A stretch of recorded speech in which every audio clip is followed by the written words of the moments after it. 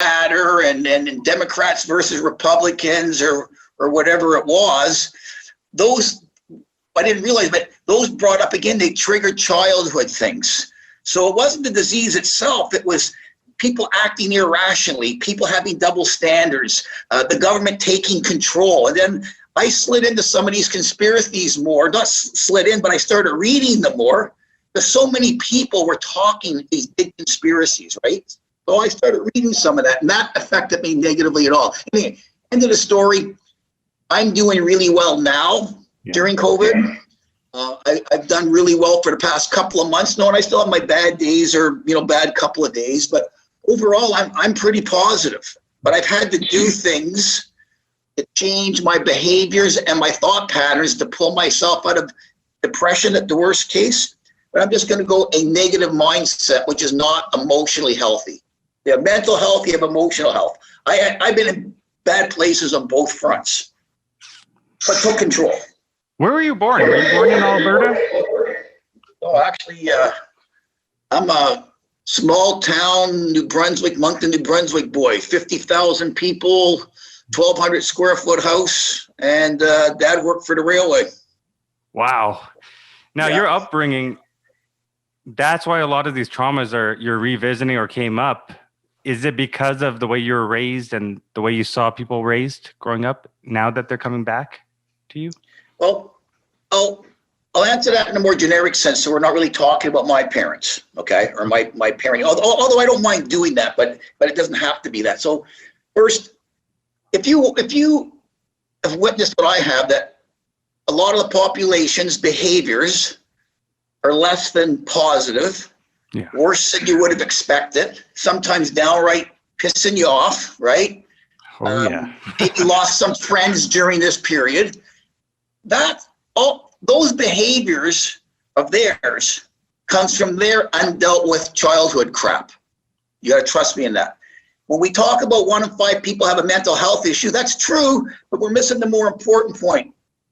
4 in 5 people have it too. It just hasn't shown up yet. It doesn't show up for all of us at the same time. I'm going to guarantee you 3 to 4 people out of 5 have trauma from childhood. They don't know about emotional neglect, emotional abuse, physical, whatever. They found ways to survive it, including departmentalizing it and numbing out and all these things, drinking, staying busy, right? Biking all the time, all these things. They think they're okay, but they're not. When COVID hits, their stuff all comes to the surface. So, true colors. But more, why they're going, I feel really sorry for that guy. And let's end the stigma because 1 in 5 have mental health. They don't realize they've got it too. It just hasn't shown up. And they had effective ways so far to keep it from affecting them. And when COVID hits, a major trauma, that's what this is a major trauma for everybody. We now see who was pretty healthy to begin with, balanced, and we see those that weren't. And then we see some that healed, but when these things hit, you go back to where you were. So I had healed a lot, but I got slammed back when COVID hits. And so some of the stuff in COVID was because of the way I was raised from Moncton, New Brunswick, but this is where I need to be honest. My parents unintentionally emotionally abused me sometimes. And that made me one of the best athletes at any sport I played. It made me an incredible worker for any company that hired me, and it made me one of the best investment bankers that had some unintentional stuff too. And that's just because of what they thought was normal in the textbooks today would be called some modest emotional abuse. That's what gets triggered here for me in COVID too, because you can't ever get rid of it. You can recover from it. You can heal from it. And that's why I have loving parents, or I did. They both died now, but I loved them. We had a good relationship. But I can also go, this is how I healed. When I look at it with today's understanding, I'm pissed off that my childhood was stole a little bit. I'm pissed off that I had to grow up so fast. I'm pissed off that I didn't get to laugh as much or play as much, right? I'm pissed off that I was working at 13, supporting the family, right? That doesn't mean I have to have anger, but these are things that, to them was normal and good. And it gave me great work ethic, Zach. That's what I was going to say. It made me a workaholic. That's my first mental health issue that nobody would ever have heard me say until after other things showed up for me. And now I wind things backwards. I got to go, before work, I had other things, but work was my major mental health issue addiction. What was your work hours like? Well, depends when you start. When I was really young, I never worked at any one thing long, but I basically worked all the time. As a kid, I had 3 paper routes that started at 5 in the morning. Then I went to school. Then I worked at a gas station. Then I would go and do the floors at the Dairy Queen, right? You stay busy, you work hard. That was the work ethic. That's what my dad did. He was also doing it when I realized his childhood. He was like that, staying busy all the time, which I now understand is an anxiety disorder. He was abused as a child. He never dealt with it. He didn't talk about it. So obviously that's how he did it. That's what he expected us to do. But when I got into my first job, I probably worked normal, 8-10 hours a day, weekends off, right? But then I studied. I did my professional accounting degree and MBA at night after my BCom. I went from one degree into a job and into 2 separate degrees at nighttime. And then I eventually went back to school full-time for an MBA and then became an investment banker. Tom, what were you running away from, though? What were you running away from? Or what were you trying to prove to somebody or to yourself? That's a good question. So in a Canadian Business magazine did a story on me when I was about 35. And I wouldn't have realized any of this then, and I would have talked about fear of failure drove me, and I wanted to make my dad proud, and I'm a perfectionist, and I'm this and I'm that, and whatever, I love winning. Yeah. And I believed that. I believed it. I was the best living example of self-delusion and denial that I could now see in retrospect. When I crashed eventually, which I don't know how much you know about, but I did crash in some form. And since then, I've learned about myself. What was I running from? I didn't even know I was running. I didn't even know I didn't know anything was even wrong with the way I was raised. Okay, not to throw fault or blame, but when I look at it now in categories, because I was raised in what they call a shame-based family. Okay, we can leave that term and come back to you. Shame-based family, and that has certain effects on you. Okay, if you're a shame-based family, you can go several routes, and one is perfectionism. Right. If you're shame-based and you're talked to in a certain way, you have this inner voice that tells you you're not a good person. You're not good enough. You're a bad person. Versus in modern parenting, it's you've done something wrong, or that's an inappropriate behavior, not you shouldn't exist as a person. Okay? So with that, as a child, without me knowing it, I have a lot of inner feelings that I'm not good enough, I'm not lovable, and I should know them better, and everything's basically my fault. So what I'm running from is getting in shit, being told I've done something wrong. And something wrong, by the way, we're just talking to my fiance about this, who has some similar stuff that she's just learning about. Doing something wrong in my house, that was, I got an A- instead of an A. And there could have been a couple of A+ up above them. That's doing something wrong. Doing something wrong, my friends still laugh about. We're playing a hockey team way better than ours. I'm the smallest guy in the team. I'm an average player at best on the top team. We're down 3-1. I get the 2 goals to tie us. Then by fluke, minutes later, I get a chance to score the winner, and the goalie saves it. I got you shit all the way home. Trust me, my dad loved me a lot. He didn't know anything better, and pushing me that hard, trust me, makes me make sure that when you need help, I'm there for you. When I say I'm going to do something, I do it. If I take on a project, I'm going to do it so you're happy with it. See, I got all that good too, but it had other negative consequences. So whatever I do during the day, even now, it's like I try to help people, and I try to learn about different topics. And I've been retired for 10 years. But I still feel the need that if I haven't learned something, done something, that there's something wrong. There's an inner feeling of unease. So that's one of my things that I have to do. I have to watch every day and kind of go like, how much biking did I do? Because you brought biking up. How much tennis did I play? How many people did I get on the phone with to help? And at some points I go, I've done enough of that. And I've done enough of this. And where the perfect place to get is, you know what? I don't need to do anything because I'm good enough and I've done enough. 100%. But those are rare for me, Zach. Is it addiction though? Is it you just want to cut the addiction out in your life? Of like getting too addicted and focused on biking, and like you said, you're a workaholic. You just don't want to do that anymore in your lifetime. Well, and I'm not a workaholic anymore, and you know, addiction is in me. So, you know, and addictions. You know, what does addiction really mean? That's a whole hour's conversation. So, addiction to me, in my terms now, mental health, 2021. Is everybody has some form of addiction, and it could be plural, and they get worse every year undealt with. And when we talk about the big ones, drugs, sex, gambling, alcohol, video games now, all these things, okay, work, okay, where do they all come from?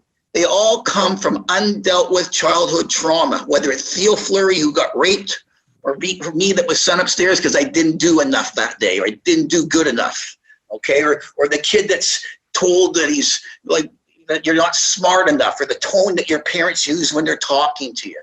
There's some kind of trauma or abuse that happens.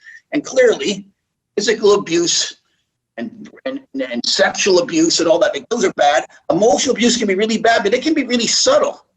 On a 5, 6, or 7-year-old, it's still bad. And that's what leads you to be more prone to addiction. So I was prone to be addicted to things. Tom, do you think that if you didn't have this tough love, you would still be able to achieve some of the things you've been able to do and help so many people if you hadn't had that tough love? Like, there's obviously so much negative to it, but there's this bright side of you that came out. Yeah, well, I'm a guy that focuses on the negative to make sure I don't make the same mistake. I'm a guy that focuses on brutal honesty because I was in denial. I'm a guy that talks about his feelings now because I never shared a feeling. I could feel a feeling. So I don't want to make this look really negative. There's a certain reason that I was over the top at everything.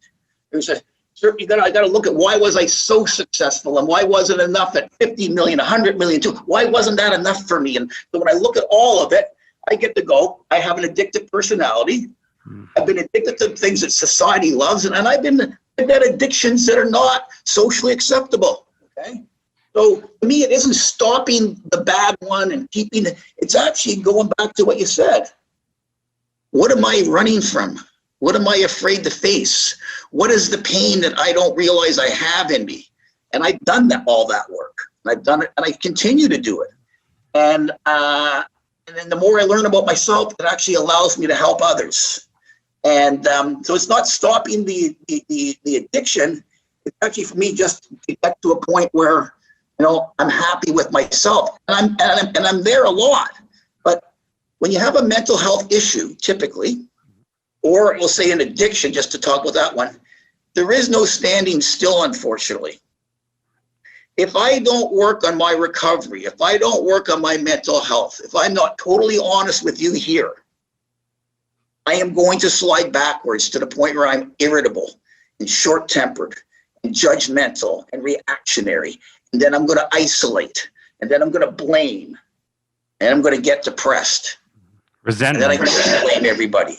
And then I really want to isolate. And that can have an ugly ending, which it did for both my kids and a lot of other people. I probably have a person, at least one a month, maybe sometimes once a week, somebody has just lost a child calling me to find out how to get through it. And then you've got the number of people that call that say, hey, you know, I'm not feeling right, and da-da-da-da. And I go and meet with them, and I look at them, and I go, you're depressed, like you're down there. This is bad. And they don't even know it, and their doctors aren't even recognizing it, Zach.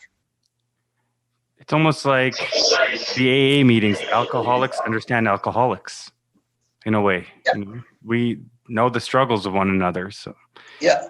Were there certain things in your life that you had to cut out to help you recover? Like the noise, for example. It's not always just alcohol or drugs or whatnot. The noise. Well, for me, my crash, the ultimate, people would talk, oh, Tom Bud's a drug addict. Well, the answer is I did it on TV long before people. I'm a drug addict. I wanted the cocaine. I loved it. Best night of my life at 48, Zach. But my problem wasn't cocaine, it isn't drugs, and it was never alcohol. My problem was me.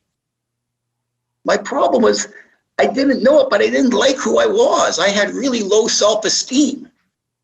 And I was ashamed of who I was and who my family was. And that's what I needed to fix. And alcoholics understand alcoholics, and yes, but at the end of the day, to me, my recovery and my ability to have peace and joy now, it comes from surrounding myself with people where I can have honest, vulnerable discussions. To me, that is the key. No bullshit. No bullshit. And my friends are like that. Not every conversation, because that's pretty boring too, but I don't want to go out to the bars, have a drink, talk about women, raw sports, talk about how much money. That gets pretty boring to me now, And so I want to know, how do you really feel? Tell me. And people do tell me. And, if they feel really, really great, maybe I'm going to ask them for some advice. I've always got something I want to know about, right? But you have real conversations. And so when I look at not only first recovery from, what I'll call like drug addiction, that recovery was sharing my feelings, having real friends, which I had none. I had 300 people in a house every Christmas party. I had no real friends, but that's my fault. If I'm not telling anybody who I am and how do I feel, how does anybody get close to me? Tom, what was that one side of you that people saw back then when you were, I don't know, before you retired? Who was Tom Budd then? I painted him like a bad guy because I had to almost disown him to recover. Mm-hmm. But actually, he wasn't that bad. He was just out of balance, and that's also the disease. Tom Budd at 30 wasn't the same at 35, 40, 45, and exponentially going off the cliff with his ego totally out of control. And the ego out of fear. And what was the ego? Like, what was the perception of the general public watching? Yeah, so a lot of people wouldn't have liked me, and a lot of people would have loved me. And I have the same thing now, Zach, believe it or not. And I'm actually a pretty good guy now, but I still have the same thing.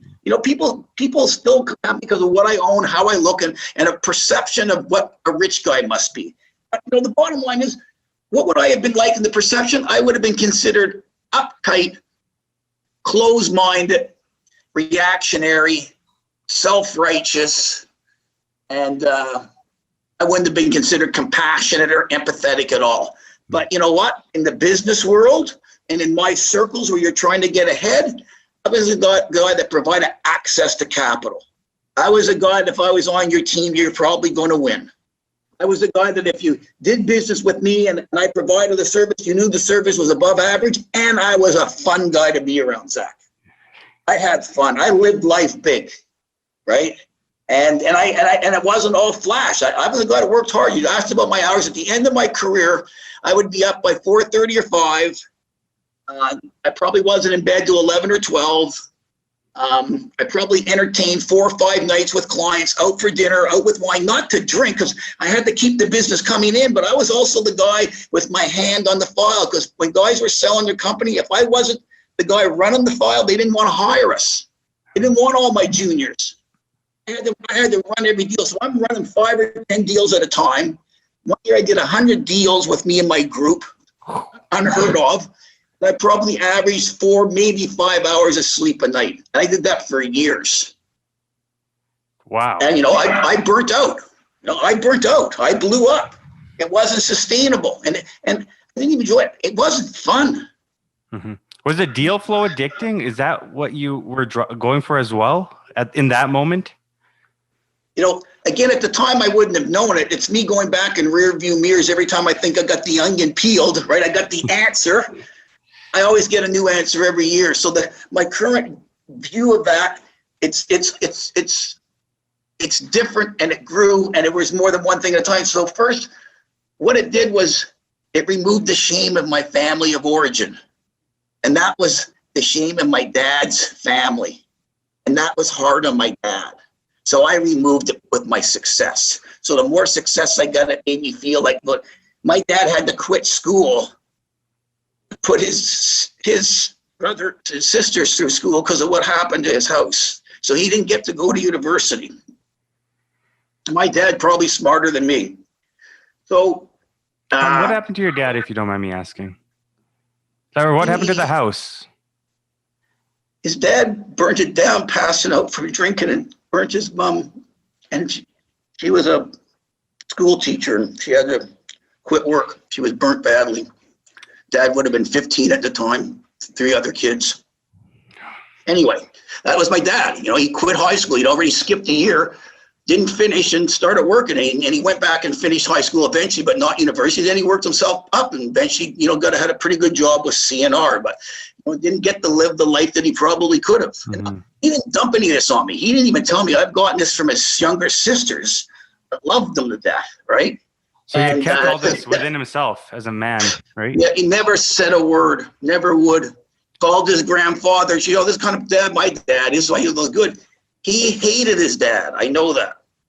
He in the end wouldn't go to his dad's funeral. I made him because I'm 20-some at that point. Mm-hmm. When I was a kid, I thought it funny. My dad called his dad Charlie, but he took us there as kids every weekend because he was still my grandfather. He didn't hang around, but he took me to his dad, who was in AA by that time, okay? So he never denied me the chance to have a relationship with my grandfather. I thought Charlie was a great guy, but I got one I'm calling Grampy, and I got one I'm calling Charlie, and I never knew why till later in life. But part of me being successful was it made me feel like Dad could live through me, as weird as that is. Mm-hmm. And, you know, the better I did, the happier I thought he would be. That was a driving force, but then it gets to be more than that. Was he happy for you? Yeah, but he never needed me to do it. You know, I had this discussion when I crashed. He didn't tell me to go make 10 million, 20 million, 30 million. He didn't need me to do that. Yeah, he was really proud, but I didn't need to keep doing more and more and more. See, my addiction is to the word more. You can apply it to cars, art, any collection, more. I had $6 million at one point in the top drawer of my desk. Cash? I didn't care about the money. Didn't care about they were checks, my paychecks, and I just didn't give in. It was not the money. It wasn't the money. It never was the money. That's why I did ethical deals. That's why I didn't take stock in my clients. That's why my advice was unaffected by stock ownership. It was pure advice. Wow. And I could have made way more money owning cheap stock or borrowing. I didn't. I kept myself as clean as I could. But what it was, when you talk about what was the addiction to, it was the power. It was the people knew who I was. It was in a restaurant, everybody coming to say hello when you're out on a date. It was the TVs calling you up for an interview. It was the fact that you knew you were wanted. You knew you were needed. Right? Or if you had something, right? If you had something, people are like, damn, that love just... But it's intoxicating. It's like if you're a single guy and you're worried about having a date. I'm in a job where, you know, you had power, you had attention, you had it from your clients, you had it from your parents, you had it from everybody. It's like a movie star. It's like an Olympic athlete as a top investment banker. I didn't even know what an investment banker was when I took that job. Mm-hmm. But that job was a perfect job for a guy like me. I had ADD, right? You know, I suffered from emotional abuse, and I needed something to distract myself, right? I can't stay focused, so I can multitask, which is perfect for that job. And every time you did a deal, like in business, everybody knew when somebody was raising money. Everybody knew when there was a takeover. So I'm in the heart of all the business news, right? And then I'm the guy that's getting ranked number 1, 2, or 3 every year. And I'm just the guy from Moncton, New Brunswick, and I let it carry me into a new space that's not healthy. I have to admit that. When you went back to your hometown, did they know who you were at that? Did you make a name for yourself, as they call it? Not so much in Moncton, because the one thing about the Maritimes is that what they're proud of when I grew up, and it's why my dad moved away, is that if you could work somewhere for 6 months and then get pogie, they called it, for 6 months, you were a hero. They wouldn't have thought what I was doing was really good. The people from when I grew up in Montreal and Toronto, yeah, people knew what I was doing. I mean, I still have people contact me about my so-called business accomplishments. And that's not what I really want to be known for. And once I crashed, I kind of realized that. But it doesn't mean that I want my life different. and you asked me a question. I guess we kind of got off on a tangent, but if my life hadn't been the way it was as a child, would I have been in the same career? Would I have been so successful? But it really doesn't matter, because it's kind of like saying to me, what if your kids were still, they're not. I can't look at life like that. And I actually just don't. It's one of my mental strategies now. I can't change anything in the past. I need to learn from it. Don't ignore it.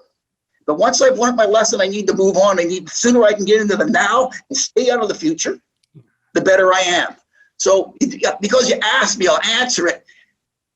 But otherwise, you don't do that on a daily basis now. I don't, but I used to. See, for a guy that's like me with my mental conditioning. But you're sharp as a tack. You're sharp as a tack. I'm always gonna go to the back. I'm always gonna go back and look at what I did wrong. And once I self-flagellate long enough, now I'm motivated to get going again. But I beat the snot out of myself first without knowing it. When I go into the future and I leave the Eckhart Tolle, stay in the now. Once I'm now out in the future, for a guy like me, it's not a good future. My brain doesn't naturally go to positive. So if I want to think future, it's going to be 70% bad, 30% good. And when I go back, it's not good memories. I'm going to look at everything I've done wrong, everything I should have known, because my brain likes to tell me I'm not good enough. That addictive dumb brother monkey is there anytime I let it there. What do you do to silence him now? I'm smart enough to know how to get rid of it. I'm smart enough to know to whatever, but it's not like it just happens and I don't have to worry about it again. That's where I call it mental health recovery, same as addiction, alcoholic, whatever recovery. Well, it's self-awareness and working on it daily. Like you said, you can't stay still. It's every single day. Something you have to work on. Yeah, that's true. With the one thing I've learned, every now and then you got to just do nothing. Every now and then you just got to go screw it. I'm having a lazy day. You know what? I'm exhausted and I'm done enough. And I'm whatever. And I do that now, and I never used to. I now nap every day, Zach. So good. I go lay in that couch and I take a 20-minute, hour, whatever it is, and I'm golden. And I would never allow myself to nap, even if I was exhausted. If I was out with clients till 1 a.m, I'd still get up at 4 because I got to pay the price for being out. I pushed and pushed and pushed. But it had huge rewards, but it took its toll on me physically and mentally. And that's where I could have been just as successful, could have still been wealthy if that's important, could have still done the most deals, but I didn't have to get into the red zone like a car, driving your car in the red zone all the time. That engine's going to blow, and that's what I did to myself because I didn't know that more wasn't achievable as a concept, if that makes sense. Totally makes sense. My major disease was chasing more. The high. Anything. Yeah. And if we get into like the physiology of some of these things, people that say that I'm serotonin deficient or some other deficiencies in my brain chemistry because of the emotional stuff going on as a kid. So that means I actually have to do car racing, big game hunting, and all these other risky things, racing my bike. That's where I'm getting the boost that everybody else already has. And when I'm not like that, and I'm in a slightly depressive state without knowing it. And maybe I've always suffered from just this mild grade depression, which Zach, I'm going to say I think a lot of men do, but they're afraid to look at it or talk about it. Why are we afraid? Why are we afraid? I'll just speak for myself because it's the easiest. I was told straight out that my feelings didn't matter. But if I had a feeling, I was told not to have them, so that means that feeling's incorrect. And then I was told to get over it right away, and if that didn't work, I have it way better than they had it in their childhood. So you learn to shut up, or you're basically ostracized, criticized, or shamed. That was me. And then there's the other one where parents or guys do it. Toughen up. You got to stay strong for your brother. Oh, don't let them see your weakness. They'll be all over you. So we're afraid to show our feelings. And for me, again, it comes down to life, death. It took, if for me to beat addictions means I need to actually talk about my feelings, most of which I didn't even know I had because I had them shut off. Zach, I couldn't feel anything, and I didn't know that.